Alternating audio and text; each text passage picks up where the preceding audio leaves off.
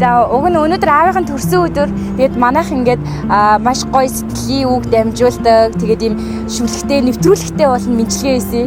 Тэгээд аавтай нь уулзгаад нисхийн тийшээ явсан чинь өөр газар байна гэд. Тэгээд энд аавтай нь яг ингэж биечлэн уулзаж ингээд чин сэтгэлийн захиан манайх айгу гол байдаг хгүй юу?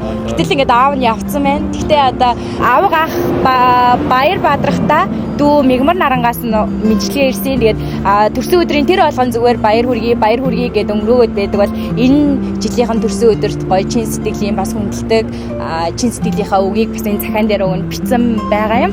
Тэгээд тэр үгийн дааж аав нь ингээд сонсож чадсангүй тийм учраас энэ захидлын ямар ч хэсэн хүүдэн гардуулъя. Мэдээж энэ гоё цэцгийн амьд баглааг авд нөхөх ёстой байсан. Тэгээд энэ цэцгийн баглааг нь бас өгье. За тэгээд манайх уул нь бүр аав чинь оруулж ирээд ингээд бэлгуун дээр тоордүүлээ. Тэгээд хамтдаа төрсөн өдрийнх нь дууг дуулах байсан. Даанч чадсангүй араас нь хөөцөлцөөр байгаа таарлаа. Тэгээд энэ амтад бэлгууг нь бас өгч байна. За тэгээд ямар ч байсан аавынхаа өмнөөс тэгээд аавда та яаж байгаа гэдээ хэлээрэй заяа.